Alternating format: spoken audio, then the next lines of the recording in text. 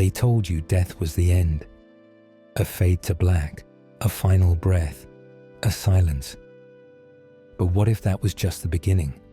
Because somewhere between your last heartbeat and whatever comes next, there is a journey, a passage, and a map that was never meant to be found. This hidden book wasn't written for the living. It was written for the soul. And what it reveals about your first 31 days after death will change how you live forever. They say the book was wrapped in linen, hidden inside the wall of a crumbling monastery, inked in red and black, in a language no one fully recognized, part Greek, part Hebrew, and part something far older. Some pages were ritual, others raw experience, but all of it dangerous, because this book didn't talk about gods to be feared or rules to be obeyed. It whispered what really happens after your final breath, what your soul goes through day by day in the 31 days that follow death. Not heaven, not hell, not myth, but a process, a path, a transformation that begins the moment the body ends. And the church feared it, the state feared it, so they erased it, buried it beneath cathedrals, burned it in public squares, and branded it heresy. But a few copies survived, fragments tucked into private libraries, quotes passed between mystics, symbols encoded into tombs, temples, and forgotten margins of ancient texts.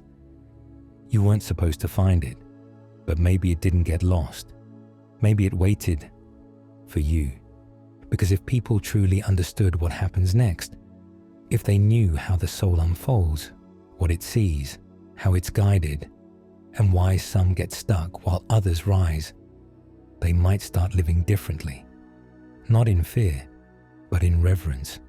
Not in denial, but with intention. And that kind of awakening threatens every system built on forgetfulness. This script isn't a fantasy, it's a map, compiled from that forbidden manuscript, from ancient Egyptian tombs, from Tibetan Bardo texts, from whispered accounts of near-death survivors, from symbols carved into stone and decoded across traditions. We don't claim certainty, we offer remembrance, because what you're about to hear might not feel new. It might feel like something you've always known, deep down, but couldn't explain. So stay with me, because as we step into the first days after death, what you find may not be fear, but freedom.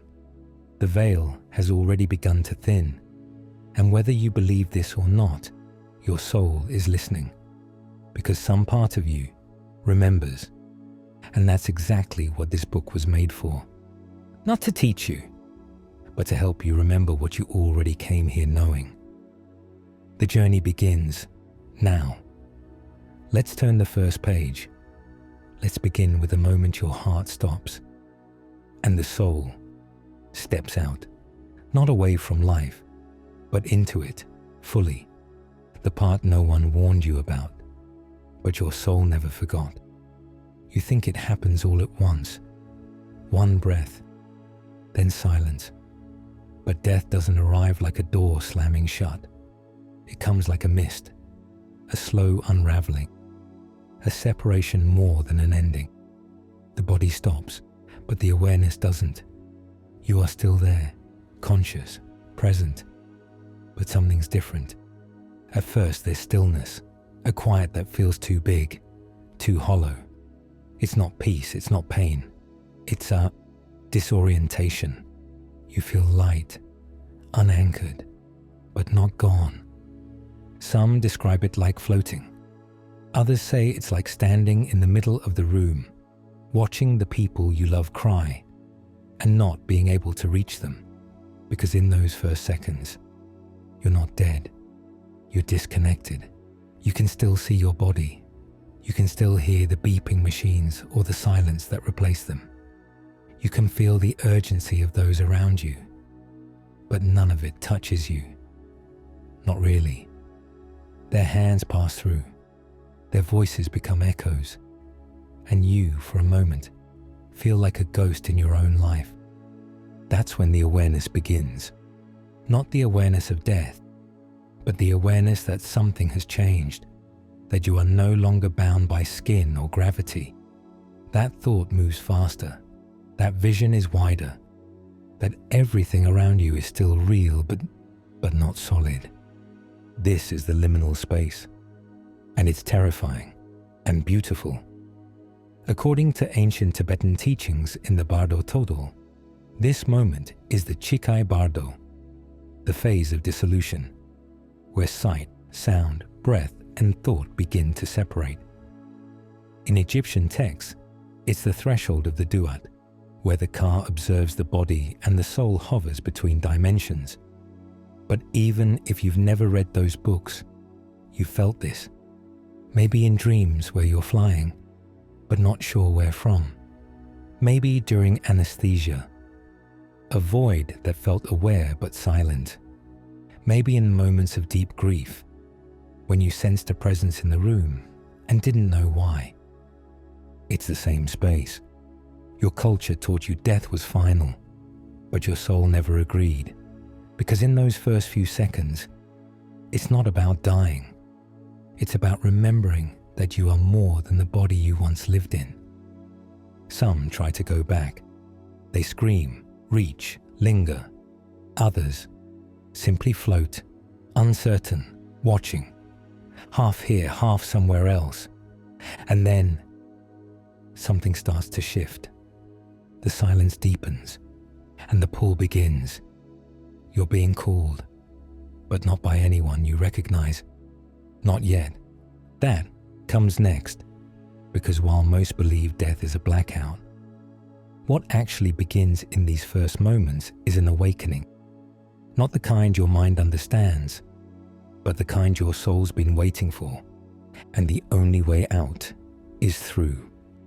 There is a thread, invisible to the eye, untouchable by hand, yet stronger than steel. It connects you, the you that thinks, feels, remembers, to the body you once called home. Ancient mystics called it the silver cord. In the book of Ecclesiastes, it is written, "Before the silver cord is loosed, or the golden bowl is broken." A metaphor, but not just that. A warning, a revelation, a symbol of the soul's tether to the physical realm. As your final breath fades, this cord begins to shimmer, not with light, but with memory. It stretches between two worlds, the world of form and the world of essence. At first, it holds steady. Even as the heart slows and the eyes dim, the soul remains connected, hovering just inches above the body, as if unsure whether to return. There is still time, a window. Some cultures speak of this moment as a sacred pause, where the soul may re-enter if the body revives.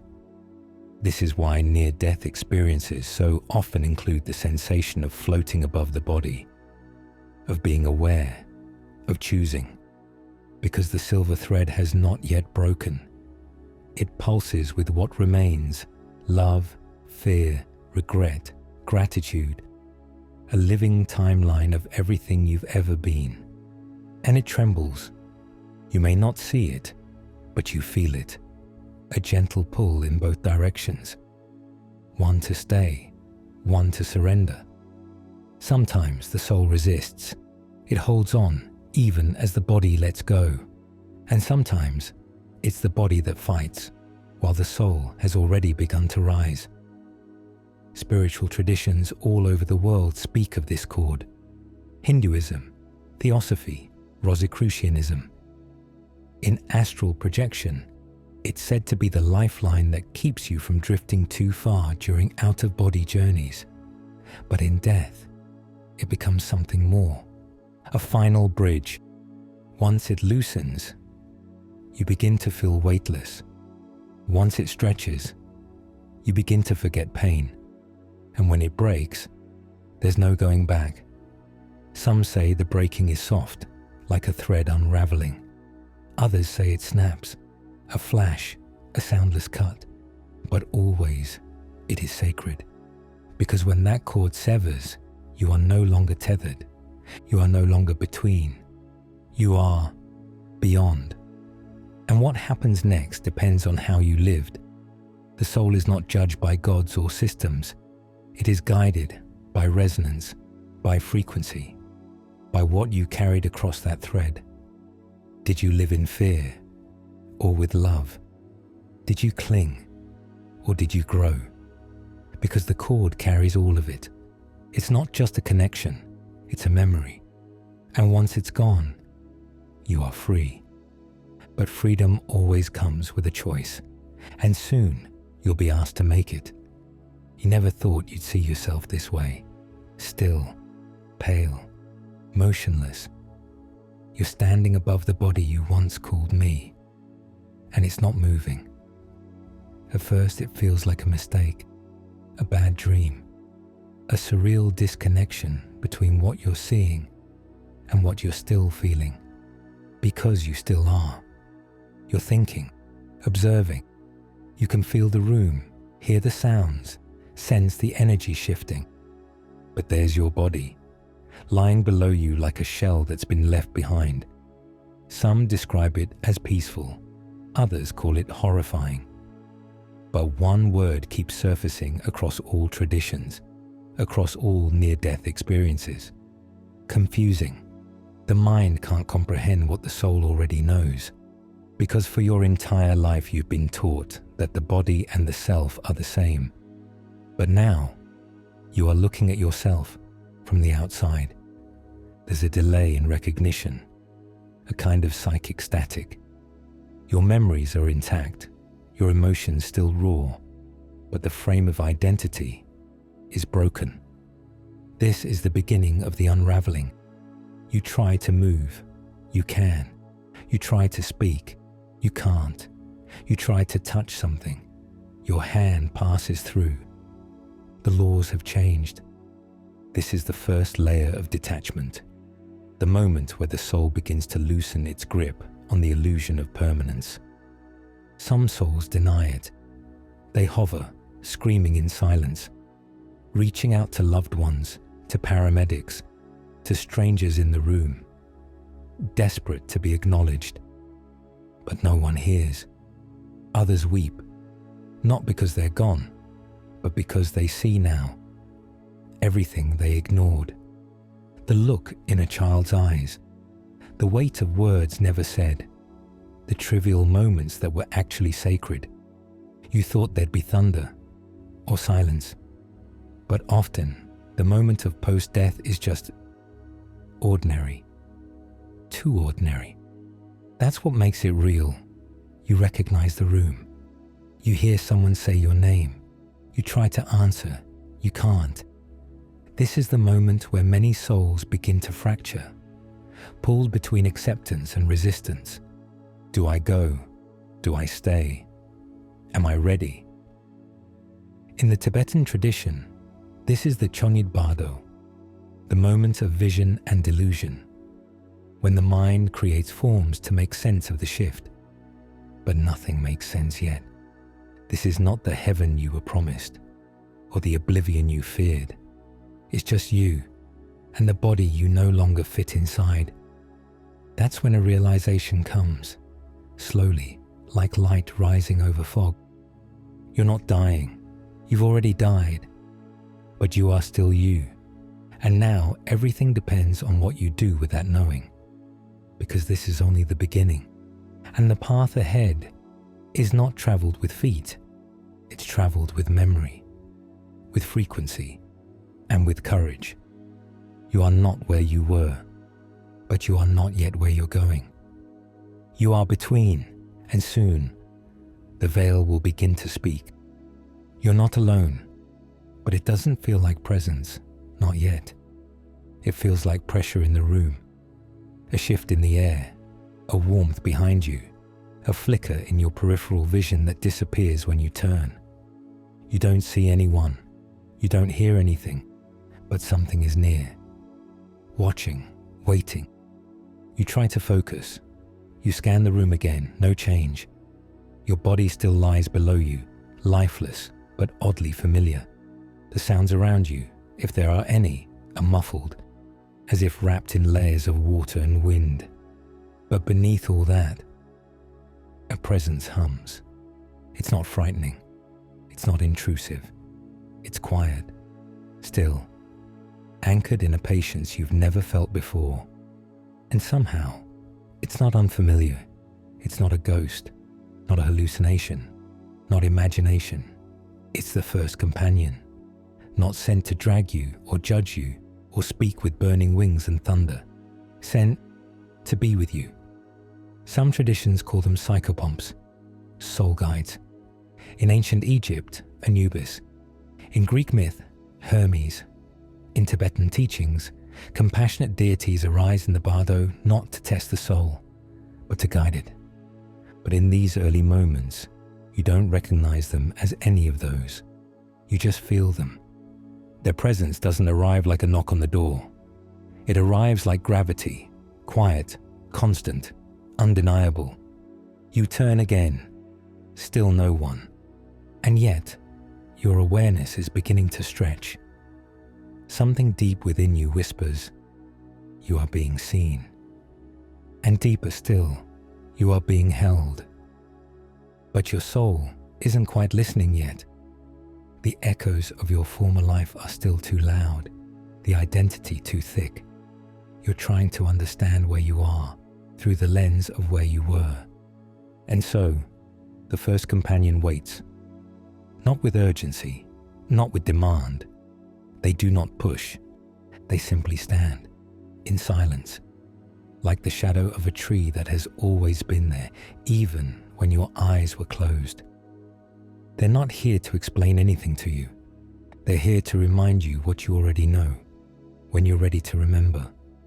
But that moment hasn't come yet. You still want answers. You still want a map.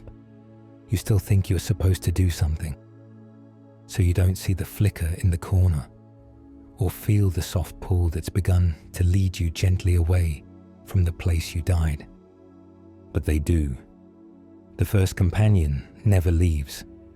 And when the noise fades, when the body is no longer what you're clinging to, you'll hear them, not with ears, but with your soul.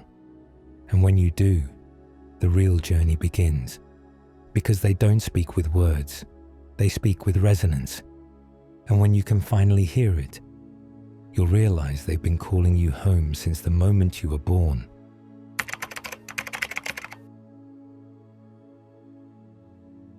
Time is different now, not linear, not ticking forward, but layered, dense, slippery. And yet, the soul still feels urgency, a pressure, as if something important is about to happen, or already is, and you might miss it. This is the first full day after death, and it's fragile, not because you're weak, but because you're still unraveling. The soul hasn't fully detached. The mind still clings to old roles. The heart still echoes with names, faces, regrets, attachments. The silver cord is gone, but the memory of who you were hasn't dissolved yet. You're not just observing your life from the outside now. You're beginning to feel its weight slip through your fingers. And that moment, the in-between, is the most delicate space of all. In Tibetan teachings, it's called the Chikai Bardo, the phase of dissolution, where the light appears, but most souls miss it. Not because it's hidden, but because they're still distracted, still trying to go back, still trying to speak, still attached to the story. That's what makes this phase fragile. Not darkness, not punishment, but clinging. And the most painful part, no one can take that clinging away from you. Not your guides, not your ancestors, not even the divine. Because the veil is not just something you pass through, it's something you must release. And in these first 24 hours, many souls don't. They watch their family, try to comfort them, scream in silence. Some even follow their loved ones home, unaware that they're fading further from the path with every minute. There is sorrow here, not from punishment, but from misunderstanding. Because this was the moment the soul was meant to let go and begin. But instead, many try to hold on. That's why prayers matter. Not to save the dead, but to help them remember. That's why rituals matter. Not to impress the divine, but to signal the soul, it's okay. You can go now, we're holding the grief. You follow the light. That's why in so many ancient traditions, the first day is sacred. That's why doors are kept open, mirrors are covered, candles are lit. Not out of superstition, but to clear space, to give the soul a path without confusion. Because this moment isn't just delicate, it's defining. What you cling to here, you carry forward, but what you release becomes light. Some souls do let go. They hear the whisper, feel the presence, notice the companion beside them, and they begin to rise. Others stay, wander, repeat, but always they are seen. Always they are guided, because this is only the beginning, and even the lost will be found. But those who listen now will remember the path that was always waiting. You try to speak. At first, it feels normal, automatic. Your lips move, or at least it feels like they do. The words form in your mind, clear, urgent, familiar, but no one reacts. You speak again, louder this time. You call their name. You scream. Nothing. They're crying, moving, touching your body. Some are silent in shock. Some are praying. Some are already calling someone to handle what comes next. But no one looks up. No one looks at you, because they don't know you're still here. And for the soul, this is the first heartbreak after death. Not your own departure, but their unawareness of your presence. This is where many souls begin to panic. They wave their hands, reach out, try to hug, try to stop the moment, try to make someone feel that they're not truly gone. But the living don't see, because this world and the one you stepped into now vibrate differently. The frequency has changed, and yet you still feel everything. The ache in your mother's eyes, the confusion in your child's face, the numbness in your lover's silence. It pierces through you, not physically, but energetically. Because emotion doesn't end when the body dies. If anything, it amplifies. You now experience everything raw, without filter, without ego, without time. 1 second feels like eternity. One emotion feels like a flood. You hover near the body, not because you want to, but because you don't know where else to go. You are grieving your own death, and also trying to protect the ones you love from it. This is where many souls get stuck, not in hell, but in attachment. They walk out with the paramedics, ride in the car with the family, sit at their own funeral, yell into the wind, beg for a sign to be sent back, or just stand in silence, watching life move forward without them. This is why the ancient traditions held mourning rituals for days, not for the living alone, but for the soul, to help it release, to remind it, you've left the story, but the story is not over, and most of all, to say, we see you. But modern life forgets. It moves too fast. It covers mirrors, closes the casket, changes the subject, and the soul lingers. You were taught to fear judgment after death, but you were never warned about this. The ache of being unheard, unfelt, of screaming, without sound. But something watches, something waits. Your companion has not left your side, and soon, when you stop trying to speak and start trying to listen, you'll hear the whisper, not from the living, but from the realm that remembers who you really are. You leave the room, not because you want to, but because something in you is pulling. You don't walk, you don't fly, you drift, as if memory itself becomes a map, and love becomes momentum, and then you're there. The house, the one you knew like your own skin, every object in its place, every smell familiar. Even now, without breath, without form, you feel it.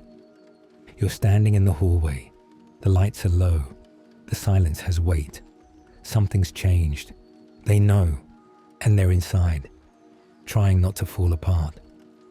You move to the living room. You see the couch you once sat on, the blanket you always pulled too tight, the photo frames, the mug still in the sink from this morning. And then you see them, your loved ones, the ones you would have given anything for. And now you would give anything just to hold their hand. You move closer. You try to reach out. You whisper. You shout their name. Nothing. They're sobbing or sitting still, stunned. One is pacing. One is staring at the floor, lips trembling, whispering prayers into the quiet. You scream, not in anger, in love, in desperation. Can't you feel me? But they don't, because the wall between worlds is thick until it isn't. You feel everything, their pain, their confusion, their guilt, their regret, and it pierces you, not like a knife, but like a memory you can't fix, because you see it all clearly now. Every moment you didn't say the thing, every fight that didn't matter, every time you thought there'd be more time. But time ran out, and you're here now, inches from the ones you love most, and yet you might as well be a shadow. You want to tell them it's okay, that you're safe, that you're not lost, just changed, but you can't get through, because grief closes the door and fear locks it. Still, you stay. You sit beside them as they cry. You follow them into the kitchen. You kneel beside their bed. You try to send warmth through the silence. And sometimes, just sometimes, they pause. A shiver on the skin, a strange calm in the chest, a sudden flood of tears for no reason. That's you. They don't know it, but their soul does. And even though you can't reach them the way you used to, you're still reaching. You always will be, for a while, until the time comes when you must let go. Because the longer you stay here, the heavier it becomes. And soon, the call will come again. Not from them, but from the path ahead. The living must grieve, but the soul must rise. And love. Love doesn't stay behind. It travels with you. You never imagined it like this. The room, the faces, the flowers, your name spoken in past tense. You hover in the back at first, still not sure why you're even here. But something pulled you. A magnetic echo, the ritual call. Because funerals aren't for the dead. And yet, they change the dead forever. You move closer. They can't see you, but you can see everything. The clothes they chose for you, the words they picked, the pictures in frames, the songs playing low, filling the silence between sobs. You never thought silence could be so loud. One by one, people arrive, some expected, some surprising. And as they sit, or weep, or stand in awkward reverence, you begin to realize something. You are not your story, not the version they remember, not the words they speak about you now. You're more, you're less, you're beyond. Some remember you by what you did, others by how you made them feel, and their memories become mirrors. You feel what they feel. Grief, laughter, confusion, guilt, unresolved love, every unspoken goodbye. It wraps around you like a fog. And as you watch them watching you, you begin to let go, not just of them, but of the identity you carried. Because you see now, you were never the job, the mistakes, the roles, the weight. You were the space between moments, the pause before the hug, the tear no one saw, the silent prayers, the way your hand held theirs without words. That's what stays, and that's what they feel, even if they don't say it. Then comes the moment, the casket, or the urn, or the ashes. You feel a strange detachment, like watching someone else's life being packed away in symbols. And still, you're there, still reaching, still hoping they'll sense it. But something shifts as the ritual closes, as the music fades and people begin to leave. You feel something loosen, a layer, an attachment, a thread of identity falling away, and in its place, stillness, not emptiness, not sorrow, but stillness, sacred, quiet, true, because this was the final goodbye to who you were, and now the soul must begin to remember who it is. The funeral wasn't for the body, it was for the memory of being bound to it. It was for the bridge between two lives. And though no one saw you and no one heard you, you were changed by it, because in the farewell, something opened. Not a door behind you, but one ahead. And now, whether you're ready or not, it's time to walk through. It doesn't feel like travel. There's no motion, no footsteps, only shifts. You blink, and you're no longer at the funeral. You're somewhere else now. A hallway, a doorway, a breeze through curtains that haven't moved in years.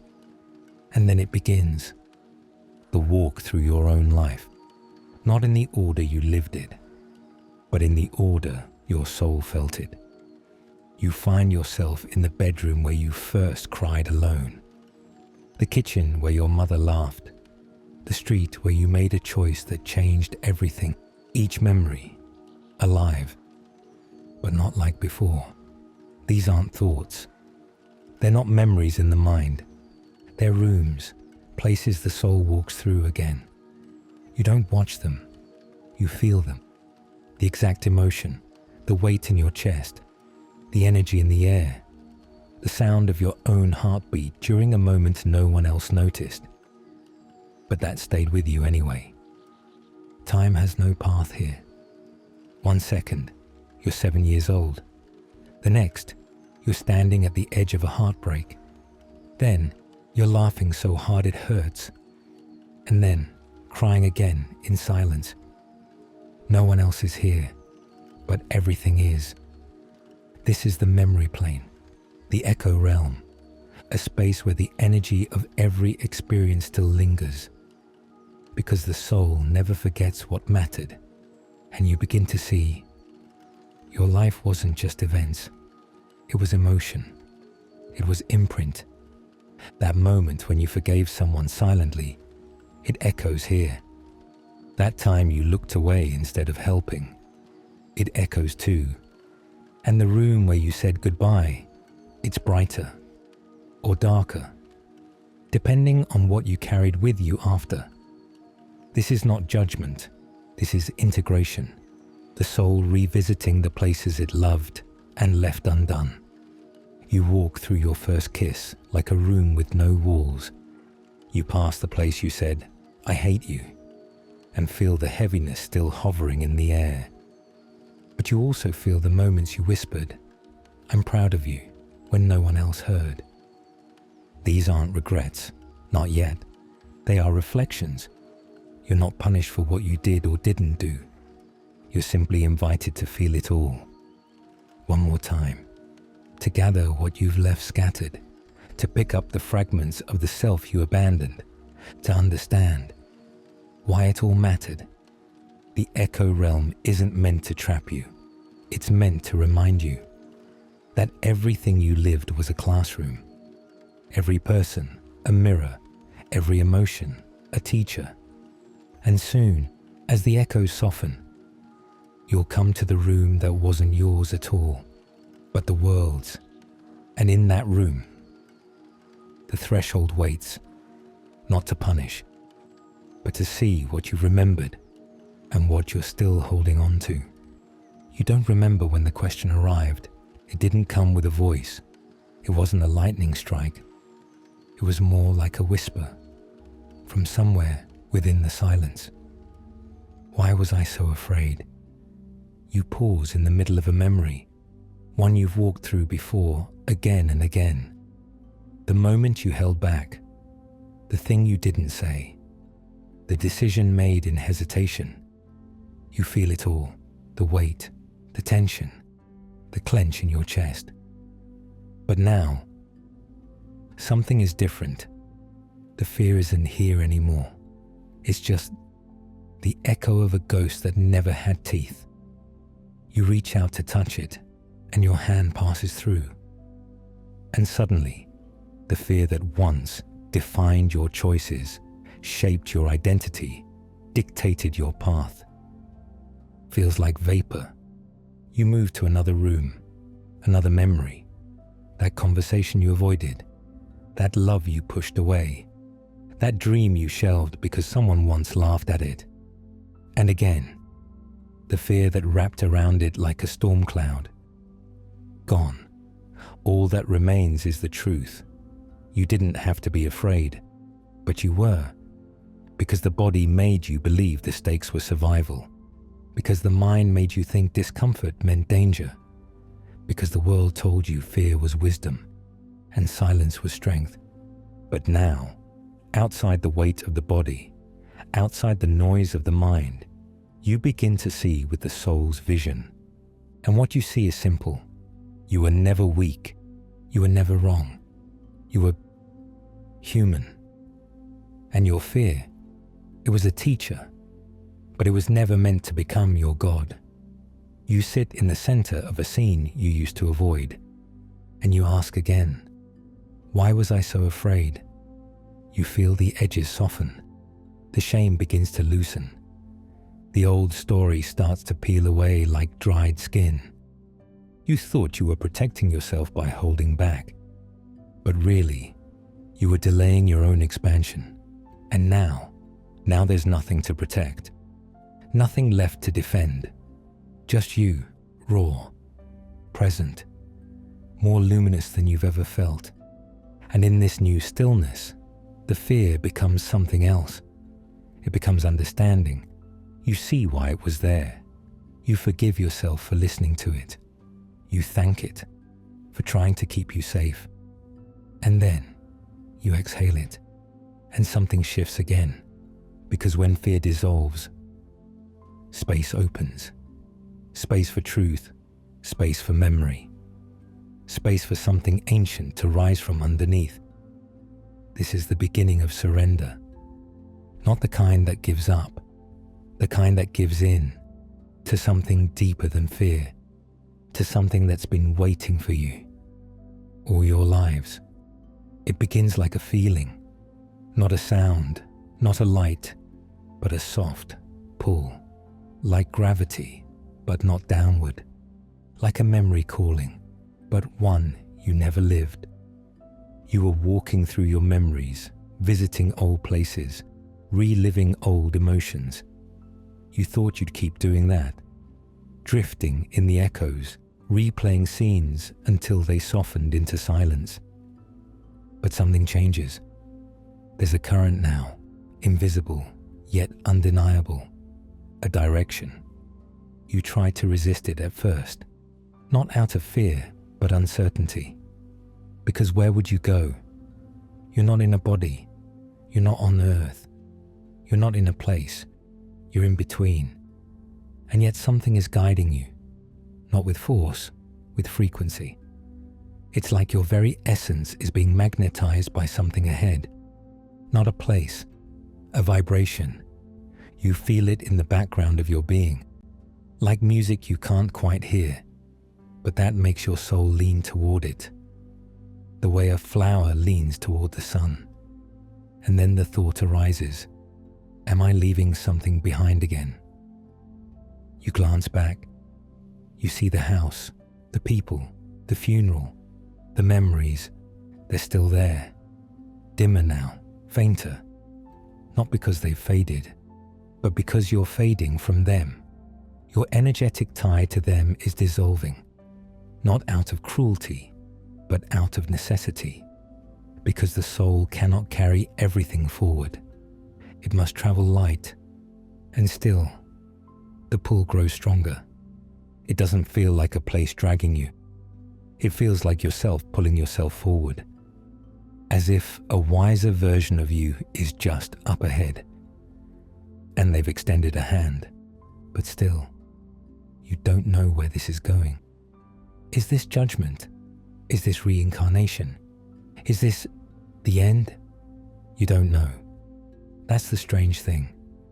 Death gave you clarity, but this part is mystery, and maybe that's what makes it sacred. The silence before the next veil, the moment between knowing and becoming. You let yourself be pulled.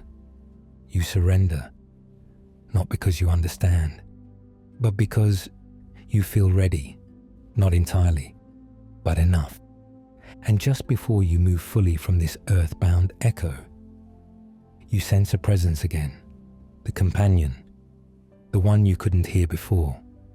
They don't speak, but you feel them now. They are the calm in the pull, the hand on your back, the one who reminds you you're not lost, you're just being called. And slowly, the echoes of earth fade, the noise of grief, the weight of form, the memory of fear. All of it begins to dissolve like fog, and the pull becomes a path, still invisible, still nameless, but now inevitable. And ahead, the threshold waits. It doesn't happen like you thought it would. There's no trumpet, no booming voice in the sky, no figure cloaked in flame, just stillness, thicker than silence. And then, from within that stillness, something speaks, but not with words, not with language, not even with sound. It speaks inside you, or rather, it reminds you of something you never knew you forgot. You stop, not physically, not in space, but spiritually. Everything inside you quiets, the pull slows, the fog pauses, because something is here now. You feel it before you understand it. A presence, not outside of you, but deeper within you than you've ever reached before. And then it happens. The voice that isn't a voice. A knowing that doesn't use thoughts. A message that arrives like a light, not through the ears, but through the soul. And somehow, it says everything. It doesn't say, you are safe, but you know that you are. It doesn't say, you are loved. But the feeling wraps around you like the arms of a star. It doesn't say, this is divine, but something in you falls to its knees, not from fear, but from recognition, because this isn't new. You've heard it before time, before body, before memory, and that's what breaks you open. You're not hearing something outside of you. You're remembering the part of you that has always known, the part that was never born, the part that never forgot the way back. This isn't just a guide. It's not just an angel or a guardian. This is source, or maybe the echo of it, the signature of something eternal, showing itself to you through the only language the soul understands, vibration. You try to hold on. You try to stay in it, but it's not something you can grasp. It moves through you, like light through water, like breath through mist. And in its wake, it leaves only one thing: truth. The truth that you are not alone, that you've never been alone. that the entire journey, even the pain, has always been witnessed and not judged, held, seen, carried. You don't need to ask it questions, because in its presence, there are no more questions, only awe and peace, and the soft echo of a home that isn't a place, but a state. This is not the end of your journey, but from this moment on, you are no longer searching for the light. You've realized the light is searching for you, and now it's found you. And everything that comes next will carry that memory inside it. There is no warning, no sign, just a shift, a thinning of light, and then something appears before you. But it's not a being, not a tunnel, not a gate.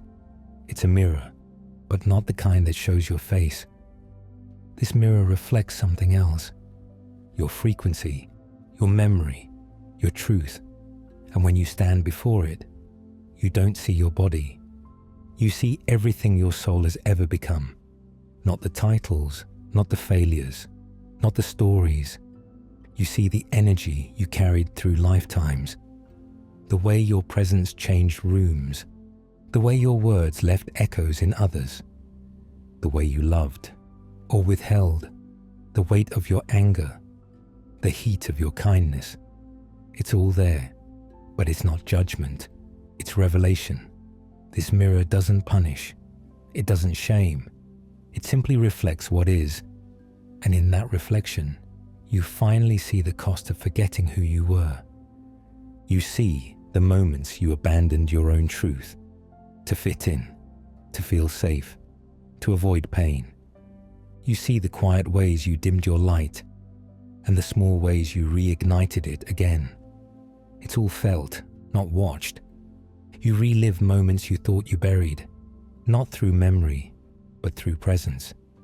You feel the pain you caused, as if it were happening to you. You feel the healing you gave, as if you are receiving it back. And for a moment, it's overwhelming. The beauty, the sorrow, the immense complexity of what it meant to be you. But then, something softens, because you realize you weren't here to be perfect. You were here to remember, and to forget, and to fall, and to rise again. The mirror doesn't lie, but it also doesn't condemn. It simply offers you a choice, to see, to feel, to accept.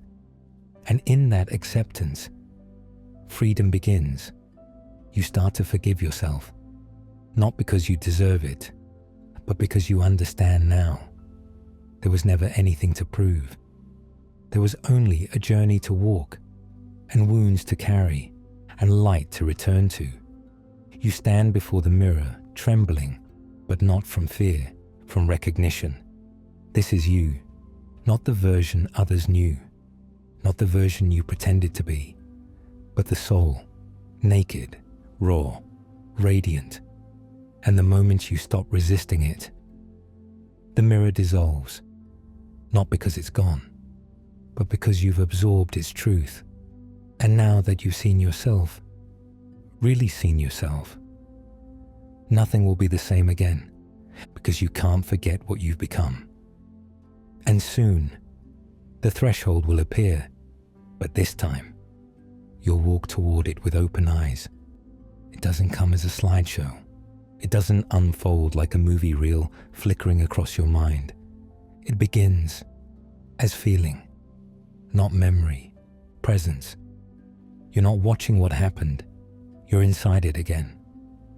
The first time you held someone's hand when they were afraid. The time you made someone laugh when they were close to breaking. The words you said that made someone believe in themselves again. You feel it all, not from your point of view, but from theirs. You don't just remember loving, you become the one who received it. The comfort in your words, the light in your touch, the warmth you didn't even know you gave.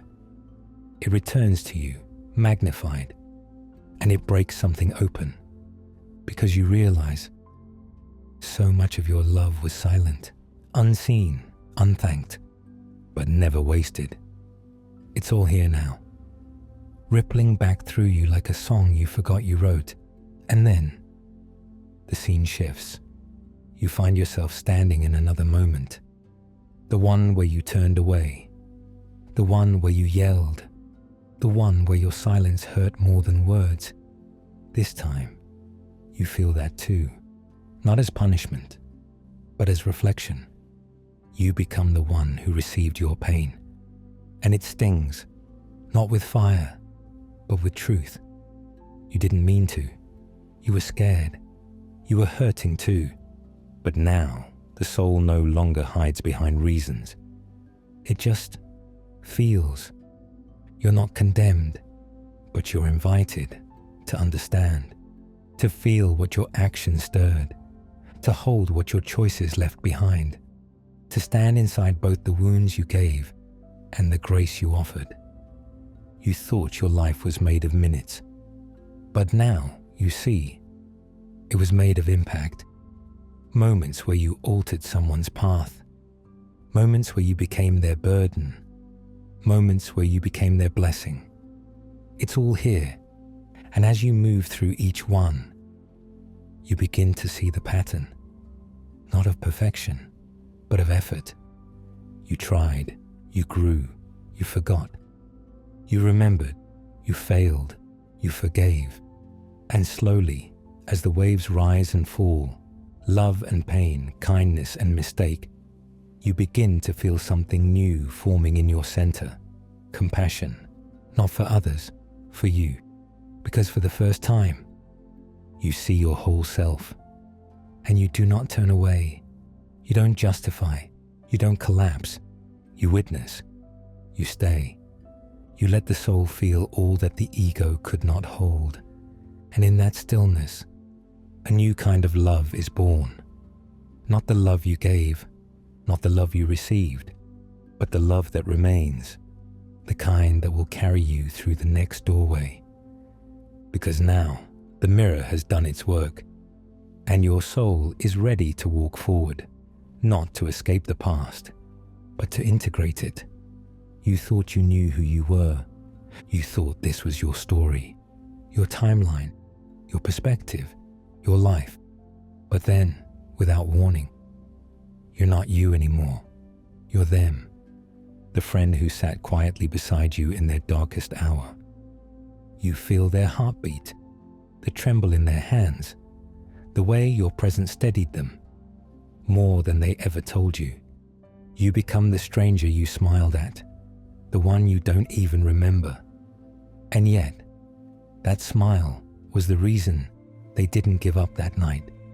You step into 1,000 moments, moments you forgot, but they didn't, because your energy stayed with them, like a fingerprint on the soul. You feel what they felt, not just the light, but the shadows too. You become the child who absorbed your anger, the lover who was wounded by your silence, the parent who longed for your forgiveness. You feel how they flinched. You feel how they softened. You feel how their path curved because of you. And something deep inside begins to stir, because this isn't memory. This is mirroring. This is the echo of what you left behind in the world. Not your intentions, but your impact. You thought you had control, but now you see every thought, every tone, every action rippled. And those ripples moved through people like waves through water. You were never just living your life. You were co-creating the lives of everyone around you. And now, for the first time, you see the full design.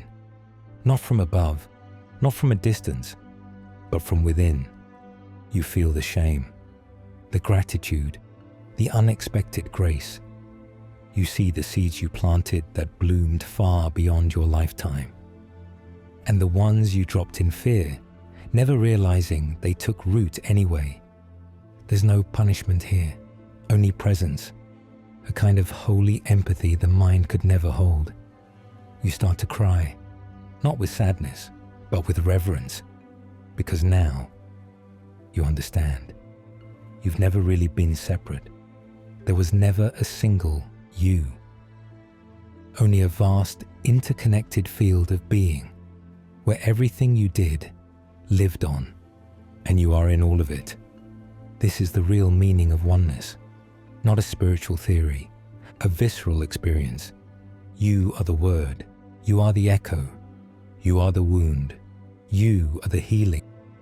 You are the giver and the receiver. And as the final ripples settle around you, you come back to yourself. But it's not the same self. It's a soul expanded, a soul that has seen itself through every eye it ever looked into. And now you're ready for what comes next. Not because you're perfect, but because you finally remembered you were never here alone. At first it feels like silence, but it isn't. It's fullness, a kind of stillness so dense, so alive, that your thoughts dissolve inside it. And then something begins, but not in words. There's no voice to interpret, no syllables to follow, no sentence to make sense of. Only feeling. But it's not emotion. It's frequency, vibration. Something pulses toward you. And as it reaches your field, it moves through you. And somehow, you understand. Not with your brain. That part of you has gone quiet now. This understanding happens somewhere deeper, in the marrow of your soul, in the part of you that doesn't translate. It remembers.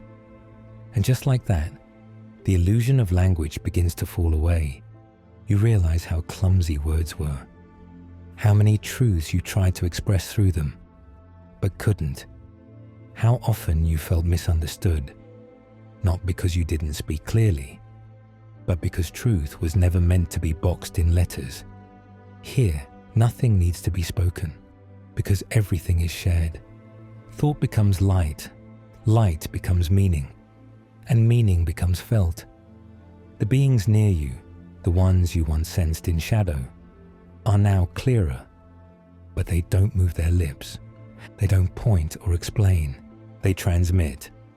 And the transmissions enter your field like warmth, like scent, like music without melody. But still, somehow, you know what they are saying. It's as if an entire story is carried in a single hum. A message of comfort or invitation or cosmic orientation. And your soul responds, not with words, but with resonance. You let your own frequency swell outward, a wave of feeling, intention, and essence, and they receive it instantly. You didn't say, thank you.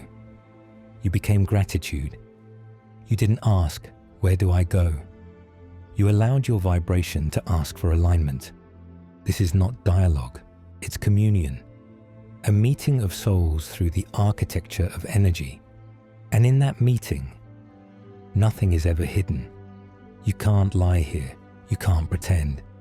You can't cover or confuse, because you are not sending ideas. You are radiating you.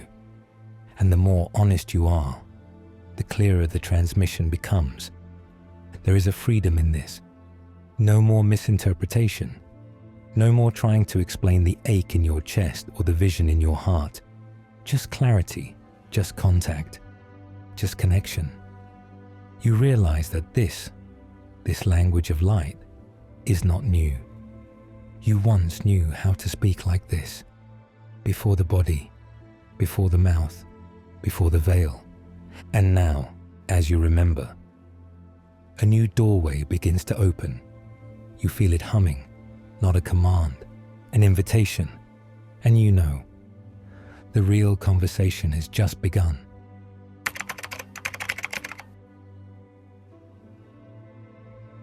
You were told to fear this moment, told that someone would be waiting for you here, robes, crown, cosmic authority, told that a God would measure your sins, weigh your worth, pronounce your fate. But as the light stretches open around you, there is no throne, no punishment, no booming voice, only space and you. At first it feels like absence, but then you understand. This is not a court, it's a mirror. This is not judgment, it's truth. There are no gods here to sentence you, because here, in this place beyond illusion, the only thing that weighs anything is you, your frequency, your memory, your choices, not as deeds on a list, but as imprints on your soul's vibration. You are not being asked to repent, you are being asked to remember. And as you stand in this vast stillness, it dawns on you. All those stories, all those fears, were shadows cast by a mind that couldn't yet grasp the light. You thought God would be someone else, but the truth, God has never been separate from you. It was in your breath, in your longing, in your ache for something more. And now that the veil is thinned, you see that what you were truly afraid of wasn't divine judgment. It was seeing yourself fully, without excuses, without roles, without projection, just the naked soul, vibrating in perfect reflection. No one here scolds you. No one here saves you, because you were never meant to be punished or rescued. You are meant to awaken. An awakening doesn't happen under threat. It happens in stillness. It happens in honesty. You begin to realize the whole system was internal. The gates of heaven and the fires of hell were never locations. They were frequencies, states of consciousness you created, nourished, and carried with you. You feel it now, the sharpness of where you withheld love, the warmth of where you gave it freely. Each act, a brushstroke on the canvas of your soul. No one is measuring, because measurement isn't needed. Here, you are the answer. You are the light. You are the shadow. You are the creator and the created. The soul doesn't ask for forgiveness. It asks for integration. And the moment you accept that, you are free, not because someone freed you, but because you stopped running from yourself. And in that stillness, something sacred stirs, not a god, but the godness within you. Quiet, steady, finally remembered. And now, the journey changes again, not because someone opened the gate, but because you did. You were told karma was punishment, that it was some invisible force keeping score, waiting to make you pay for every wrong. But here, in this space beyond fear, you finally see it clearly. Karma was never about revenge. It was never a tally or a sentence or a cosmic trap. It's memory, sacred memory, not stored in your mind, but in your vibration, in your field, in your soul's texture, in the way your energy bends towards certain lessons, certain patterns again and again. Because what isn't completed echoes, and the soul, being what it is, doesn't seek to escape the echo. It seeks to resolve it, not because it's forced, because it knows, because deep down, you've always known what must be balanced. The apology you didn't give, the love you withheld, the power you misused, the truth you silenced. They don't follow you as punishment, they follow you as invitations.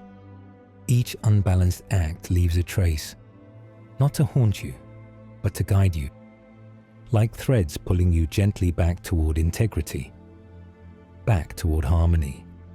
You don't need to be punished for your choices, because you carry the weight of them already. And your soul wants to be light. It wants to walk freely. And it knows that the only way to do that is to bring everything back into alignment. So karma brings you the same kinds of people, the same lessons, the same chances, again and again. Not to trap you, but to free you, to give you another chance to choose differently, to choose consciously, to love where you once closed, to speak where you once hid, to forgive where you once judged. You begin to realize The hardest moments of your life weren't punishments from the universe. They were echoes of unresolved frequencies, rising again so you could face them, feel them, and finally transmute them. And here, in this space between death and rebirth, you don't see karma as a sentence. You see it as wisdom. The soul isn't interested in justice. It's interested in growth. And growth doesn't come from shame. It comes from clarity. You feel now the weight of what you carried, but instead of guilt, there's grace, because every shadow is now visible, and when the shadow is seen, it can be healed. You're not trapped in some wheel of suffering. You're tracing back the ripples of your own becoming, so you can become whole again. This is karma, not a debt, a rhythm, and once you begin to move with it, instead of resisting it, something opens. The past stops pulling you backward and starts pulling you through toward a kind of peace that doesn't forget the wound, but finally understands why it had to bleed. There's no booming voice, no glowing figure pointing the way, no scroll unrolled before you with rules to follow. Only stillness. And within that stillness, something stirs. Not a question asked aloud, not even a thought, but a knowing. A weightless invitation wrapped in silence, resting in the space just behind your awareness. And somehow, you understand it completely. There is a choice to be made, not with words, not with logic, but with being. A choice that's not really about going somewhere. It's about becoming someone. You feel it before you think it. The fork in the current, the subtle branching of two paths, both familiar. One pulls forward, softly, gently, toward release, toward expansion, toward something your soul has longed for across lifetimes. The other curves back, not in regression, but in responsibility, toward a return, a second embodiment, another chance. You're not told what to do, because no one here demands. The soul doesn't respond to orders. It responds to resonance. And in this moment, you scan yourself, not in panic, not in fear, but in truth. You ask quietly, have I completed what I came to complete? Have I loved fully? Have I forgiven deeply? Have I become what I intended to become? And the answer doesn't come in a sentence. It comes in a feeling, a heaviness or a lightness, a pull or a stillness. Some souls feel peace here, an inner lightness that says, yes, you've walked the arc. You're ready for what lies beyond. Others feel something else, a ripple of longing, a flash of a child not yet raised, a promise not yet fulfilled, a voice on earth that still needs to speak truth through you. And in that moment, the soul makes its choice, not by stepping left or right, but by radiating in a certain frequency. And that frequency shapes everything that follows. If it chooses to move on, the light around it shifts, the density lifts, the horizon opens, and it is carried. If it chooses to return, a soft current begins to pull it gently back, not as punishment, but as purpose. Not everyone is ready to go forward, and not everyone is meant to return. But every choice here is sacred, because it comes from full awareness. And awareness is what makes it holy. You begin to feel your own answer rising. You don't think it. You become it. And in that becoming, a new current forms. Not behind you, but within you. And now, the path continues, because you didn't ask permission. You listened, and you remembered. No one decides for you after death, because the soul was always sovereign. It only needed stillness to hear itself choose. You feel it before you see it. Not a wall, not a gate, but a presence. Dense, silent, unmoving. It doesn't threaten you, but it doesn't let you pass either.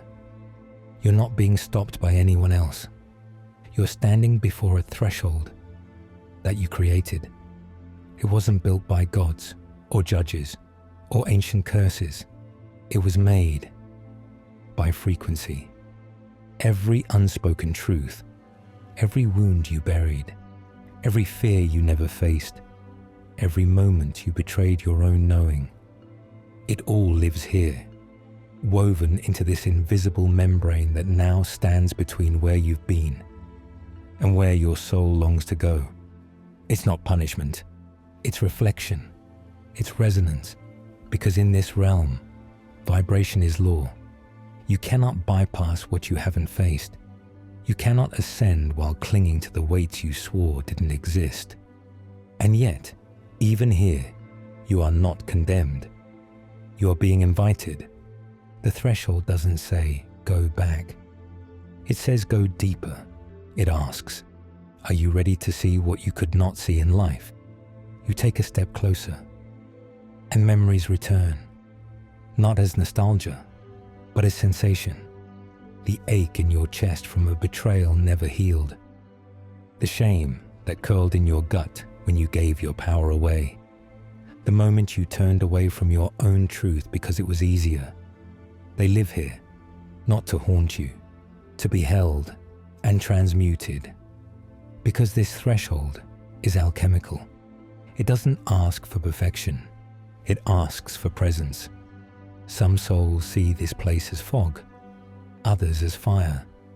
Some feel it as a weight in the chest, others as a long hallway with no doors. The form changes, but the essence is the same.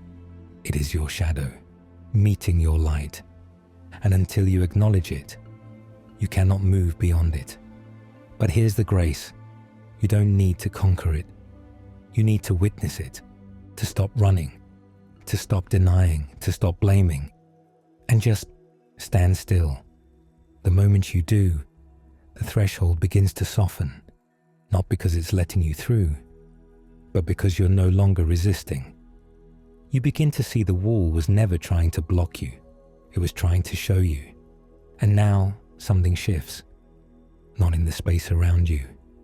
In you, the vibration lightens, the pattern loosens, and the path starts to open, not as a reward, but as a response. Because when the soul owns its creation, it no longer needs to fear its consequences. This is the turning, not from pain, but toward truth. And the threshold becomes a doorway, not because it changed, but because you did.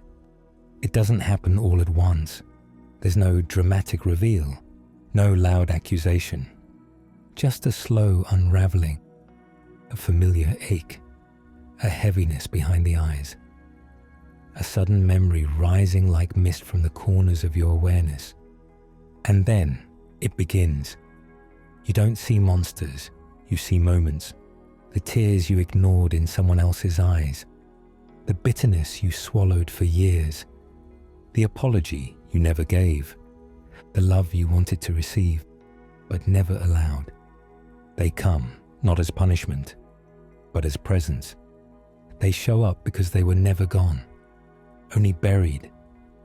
And now, in the clarity beyond the veil, you see what they became. Emotion becomes energy.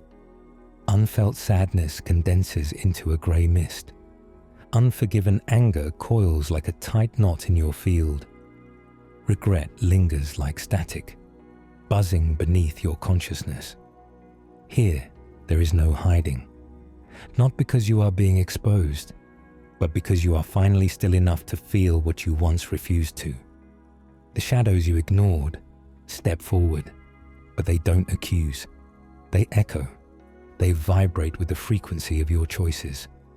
The moments when fear closed your heart, when pain made you retreat, when ego whispered louder than truth. And you realize these shadows aren't enemies. They're fragments of you. Not bad, not evil, just wounded, just forgotten. And as you stand with them now, something shifts. You don't turn away. You listen. And for the first time, you hear not just the story, but the energy underneath. The need to be seen, the hunger to be heard, the innocence that was never truly lost.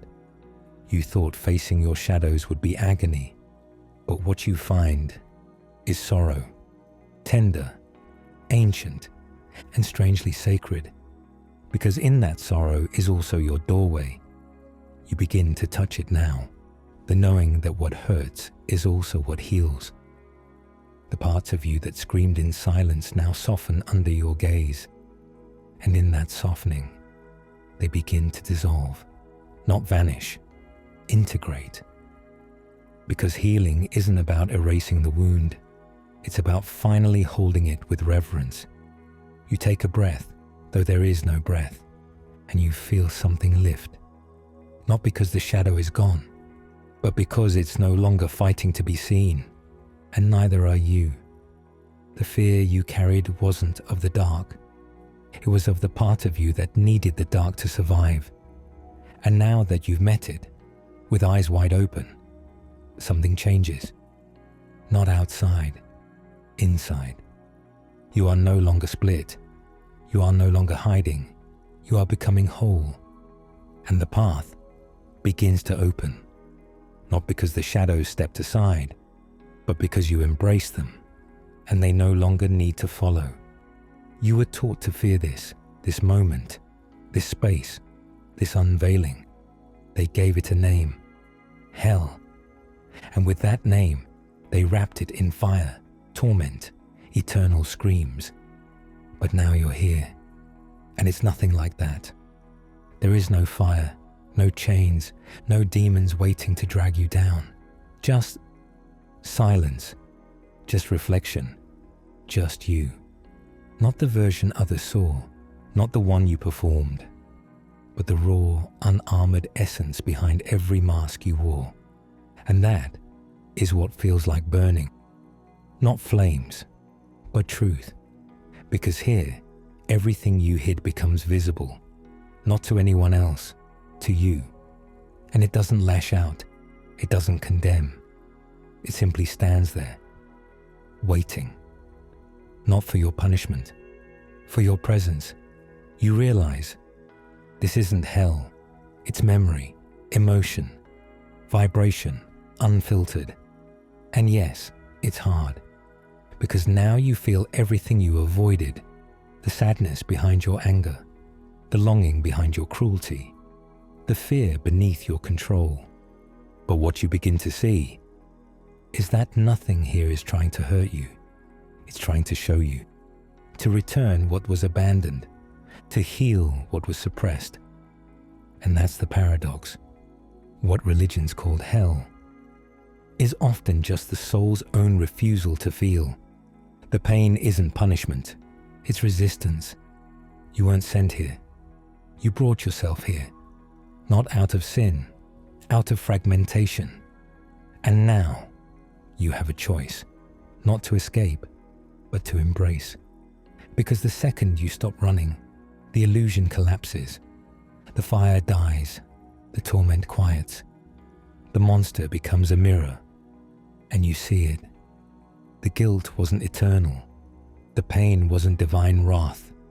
It was your own echo looping until you listened. Here, you learn the secret. There is no cosmic courtroom. There is no scale weighing your deeds. There is only you, your choices, your energy, your remembrance. And the soul, your soul, doesn't crave punishment. It craves integration. It craves to become whole again. The religions told half a truth. There is a reckoning, but not with a God outside you, with the forgotten parts within you. This isn't hell, it's healing. And it hurts, only because it's honest. Because for the first time, you're not pretending, not escaping, not deflecting. You're standing still, and the shadows are standing with you, not to pull you down, but to invite you back into yourself, back into wholeness, because what you called hell was just you finally seeing yourself, without the mask, without the story, without the fear. And now that you see, you can begin to forgive, not to be let off the hook, but to be set free by you. You're not alone, but you could be, not because no one's watching, because no one is interfering. That's how sacred your sovereignty is, even here. There are beings near you. You can feel them. Their presence is subtle, like warmth just outside your skin, like a thought you didn't think, but still understand. They don't push, they don't plead, they don't rescue, they wait, because that's the law here. Even in death, especially in death, free will reigns. You are still the author of your path, and while guides may walk beside you, they will not speak unless invited. That's the mistake so many souls make. They look for signs, for voices, for clear instruction, but they forget one thing.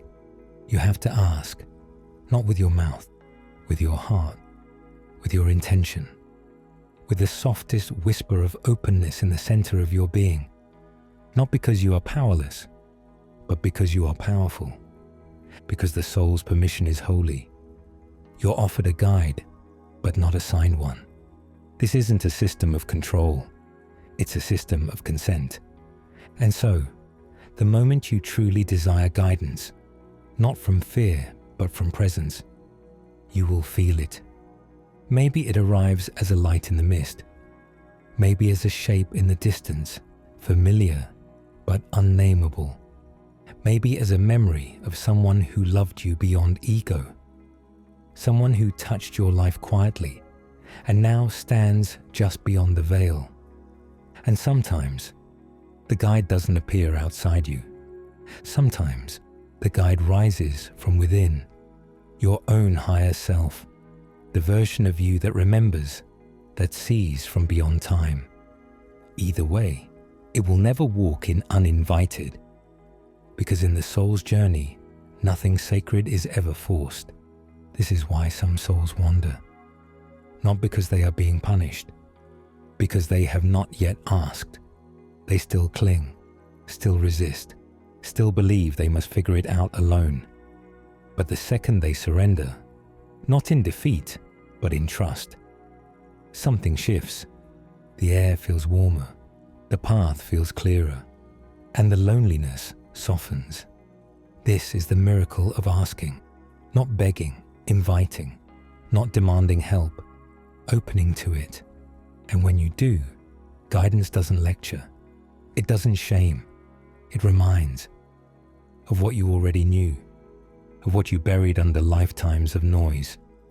The soul does not need saving, it needs remembering, and a guide is simply the one who helps you listen. So ask, not because you're weak, but because you're ready, ready to be met, ready to be mirrored, ready to be led home, but only if you say yes. Something begins to fade, not the light, not the memory of love, but you, or at least the you used to be. It starts slowly. You think of your name, the one they called you, the one you wore like a badge, a label, a mask, and suddenly it doesn't hold. The letters blur, the syllables feel strange.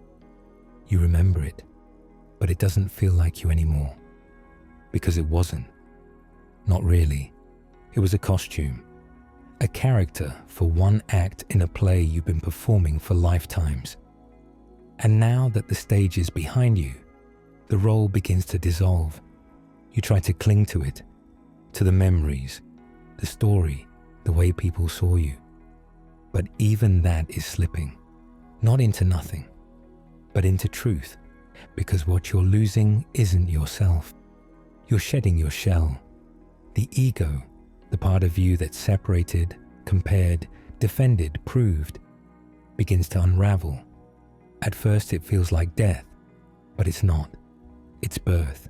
You're expanding. you begin to sense yourself not as a single point in space, but as something vast, something connected, something so much more.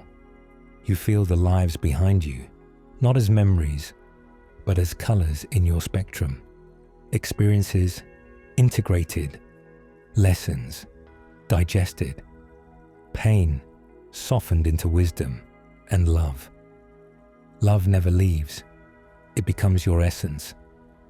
Here, in this space beyond names, you begin to remember what was always true.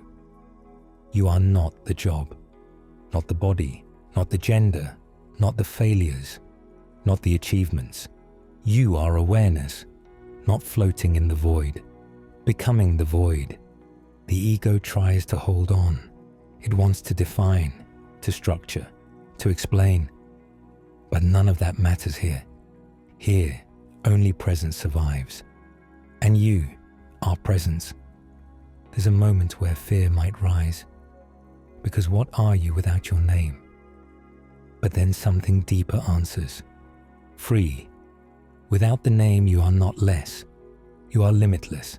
You don't disappear. You become whole. And in that wholeness, a quiet joy returns. Not excitement, not happiness, but something more sacred, peace. You are dissolving into yourself, and it feels like coming home. This is not the end of you. It's the unveiling, the soul shedding the last threads of illusion. And as you float farther from the earth, not in distance, but in vibration, you begin to feel the others. The ones without names, the ones who never needed them, the guides, the ancestors, the soul family that waited in silence. They greet you, not with recognition of your story, but with remembrance of your essence. And you smile, because though your earthly name is fading, you are finally being seen.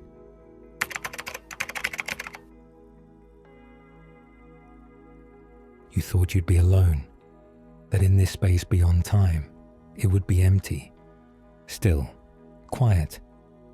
And in many ways it is, but not for long, because as your vibration rises, as your name fades and your ego loosens, you begin to feel something else.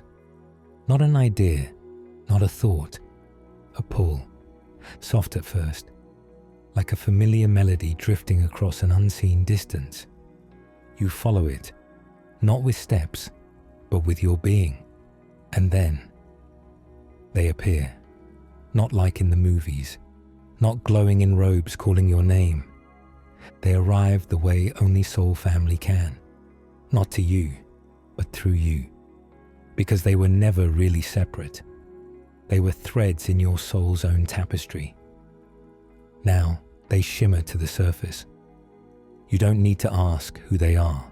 You know, one was your mother, not in this life, but the one before. One was your child in another age. One was your brother, your beloved, your enemy turned teacher. You don't recognize faces. You remember energy. It's like stepping into a field where every frequency knows your own. And the love isn't loud. It doesn't explode. It settles. Like a warmth you forgot you were missing. They embrace you without arms. They speak without words. They radiate one message. We never left. And you believe it because you feel it. There are no timelines here. No last time we met stories. Only the echo of 1,000 lifetimes woven in the same direction. Some of these souls you've already met in this life. They were the stranger who felt familiar, the lover who cracked you open, the friend who finished your sentences, the teacher who said one thing and it changed everything. Others you have not yet met in form, but you will, or maybe you won't. Maybe your connection transcends reunion. Maybe it's just about remembrance. This is the moment the soul begins to understand. We do not evolve alone. We incarnate in spirals together. We take turns guiding, breaking, healing, leaving, not to hurt, but to awaken, to fulfill soul contracts written in light before we were born. And now, in this reunion, nothing needs to be said. There's only recognition. There's only grace. Some of these beings will continue walking beside you beyond this. Guides, messengers, protectors. Not because you need saving, but because they chose to stay near. This is soul family, not bound by blood, but by frequency. And as you stand among them, not as a character, but as your true self, you feel something you haven't felt in lifetimes. Belonging, not to a place, to them, to yourself, to the truth that was never gone, only waiting to be remembered. There's a pause in the journey, not stillness, not silence, but a kind of suspension, as if something sacred is about to unfold. You've seen your past. You've shed your name. You've been embraced by those who've known your soul. And now, you're shown what might have been. It begins as a shimmer in your field of vision. Then it expands, a thread unspooling, but not behind you. Beside you, it's you, but not the you remember. This version of you chose differently. They said yes where you said no. They turned left when you turned right. They took the leap, or didn't. And what unfolds before you is not fantasy, it's frequency.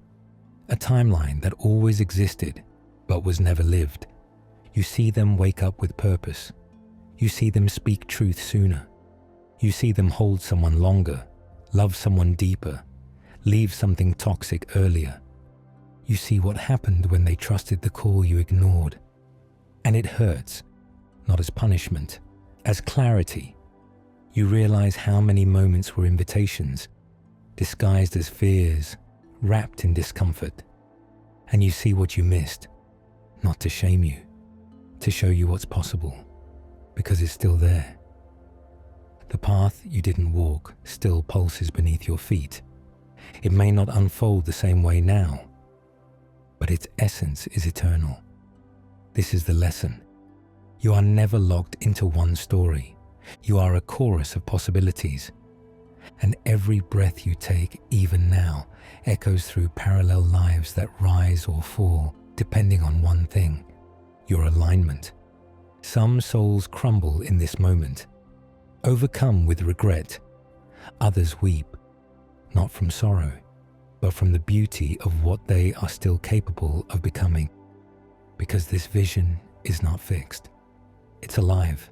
It's an invitation. And what you choose next, even in death, still matters. Some souls ask to return after this, not to undo the past, but to embody what they now remember, to love harder, to speak louder, to walk the path they once denied. Others continue forward, but lighter, because what they saw awakened something, a knowing that even missed missions leave seeds in the soul. And if not this life, then another. Nothing is wasted, not even the unlived.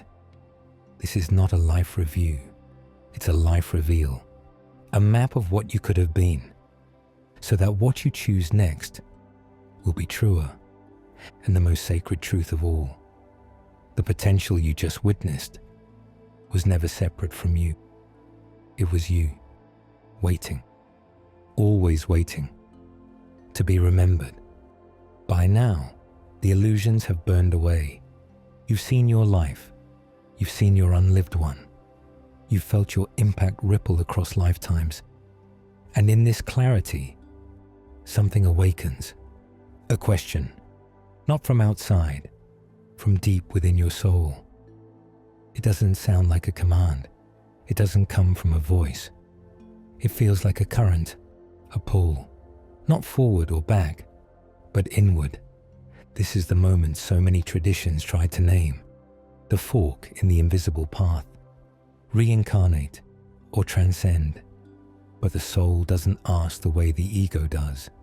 It doesn't want revenge for the wrongs done to it. It doesn't seek to prove itself. It doesn't even crave balance in the way the mind defines it. It wants something simpler. Completion. The soul doesn't want to win. It wants to finish the song it started lifetimes ago. To return to the thread of its own purpose. To remember the melody it forgot under the weight of suffering, distraction, fear. You feel it now. A gravitational pull. Not of gravity, but of alignment. If there are loose threads, unfinished stories, promises made and not kept, lessons started but abandoned, the soul feels them. They are not burdens. They are invitations. The universe is not punishing you with another life. It's offering you another chance to become what you are always capable of being. But it's not forced. You can stay. You can rise. You can dissolve into the greater whole. If you've completed your cycle, if the karmic tides have settled and the mission has been fulfilled, you feel another pull. Not downward, but upward, outward, homeward. It's soft, peaceful, but not passive. It's an integration, the soul merging with source, not as a drop into an ocean, but as the ocean remembering it was the drop. This is not erasure, it's exaltation. But if your soul still pulses with longing, if there's a part of you that knows, I'm not done, then you will return. Not because you were sentenced, because you chose to. Not to fix something, to finish something, a lesson, a love, a vow, a gift. Sometimes the most awakened souls come back, not out of karma, but out of compassion, to help, to guide, to hold the light for others still wandering. That too is completion. Not everyone reincarnates because they must. Some return because they remember, because love isn't done singing through them yet. And that is the greatest freedom of all, to choose with the whole soul awake. There is no judgment, there is no scale, only resonance. And as the 31st days begin to close, you feel it. A subtle pull, not like a decision, not like a direction, more like a tuning, your essence, aligning with something unseen, something familiar. Not because you've been told what's next, but because every vibration you've carried, every thought, every emotion, every act of love or denial has formed an echo around you. And now, that echo calls you home. You are being drawn, not by force, but by frequency. Some feel a lift, a warmth rising through the chest, a softness behind the eyes. They are being pulled upward, toward a field of light so gentle it feels like remembering. They vibrate at compassion, at surrender, at truth lived quietly. Others feel a denser pull, a weight behind the ribs, a fog near the mind. They are drawn closer to matter, not because they are bad, but because something in them still seeks closure, still clings, still echoes with pain not yet released. And then there are those pulled through, neither rising nor falling, but journeying, transcending, crossing into realms beyond structure, realms of formless creation. These are not places, they are states. Each soul goes exactly where it belongs, and belonging is not assigned, it's embodied. You begin to feel this truth more clearly now. You don't go somewhere after death. You return to what you've become. This is the law of resonance, not reward, not punishment, reflection. The universe doesn't push you, it matches you. So if you've lived in fear, you may be drawn to realms where fear still teaches. If you've cultivated presence, you may rise to fields where time no longer binds. If you've expanded into love, you may find yourself in a current so soft, so silent. You dissolve into it.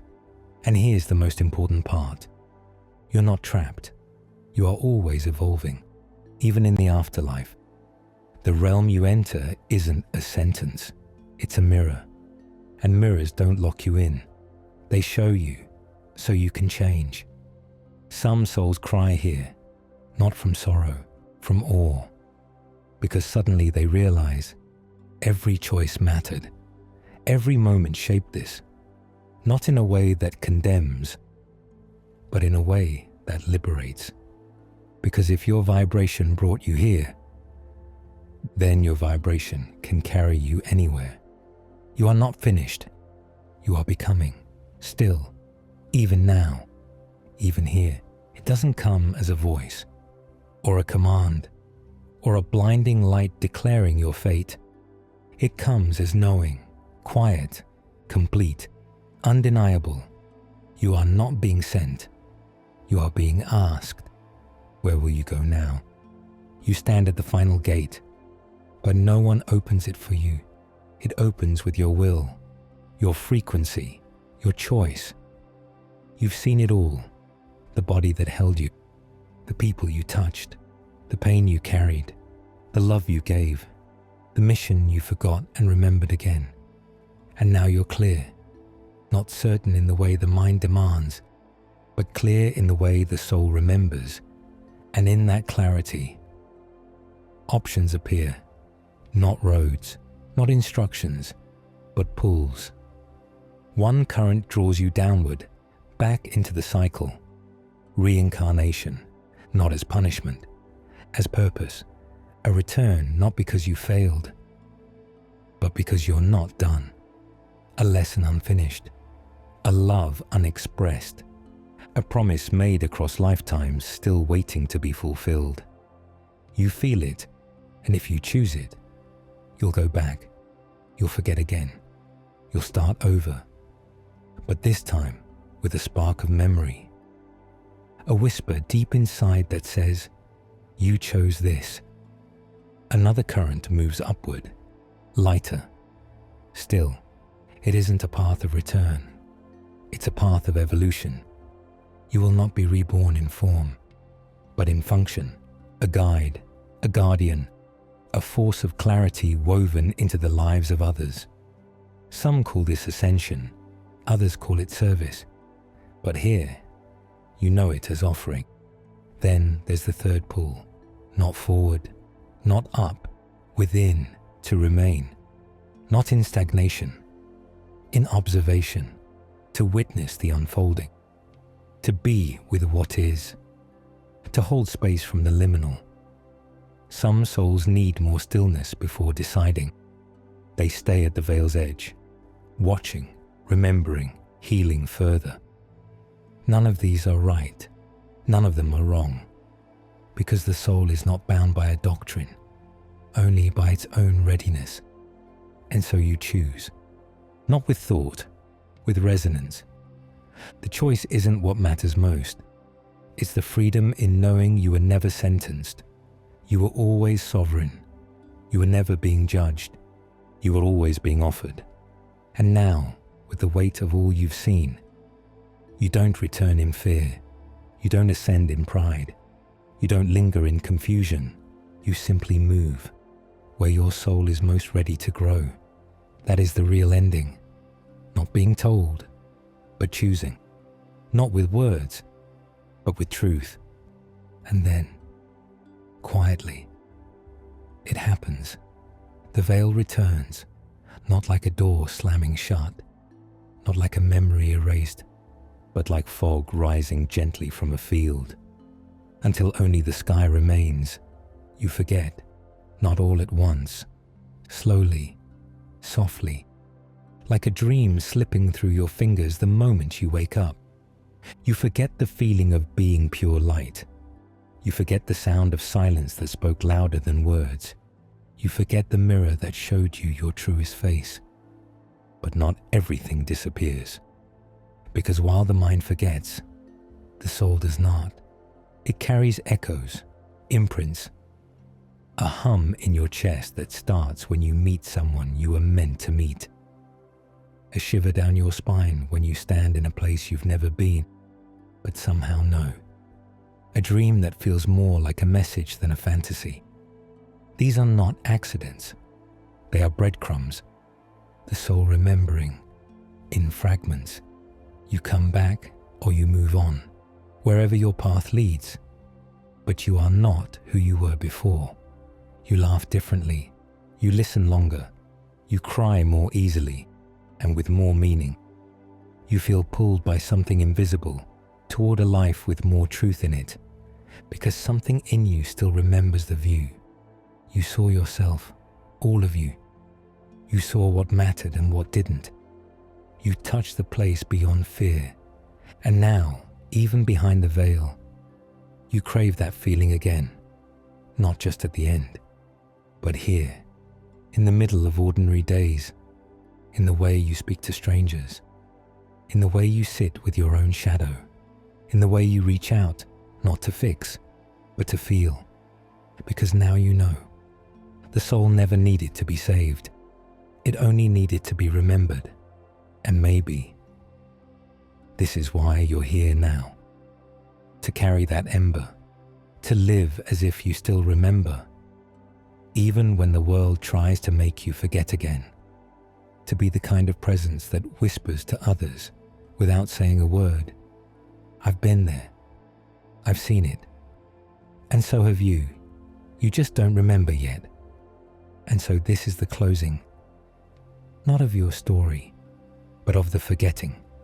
The veil may fall, but the soul, it continues to burn, silently, softly, brilliantly, waiting for you to remember again, and again and again, until one day, you don't forget at all.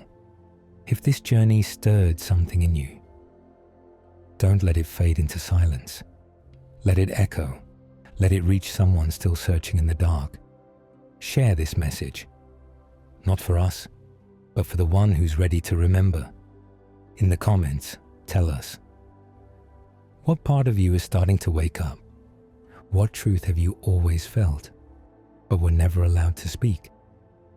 Your voice could be the spark that lights someone else's fire. Subscribe now, because this isn't just a channel. It's a temple, a map, a mirror.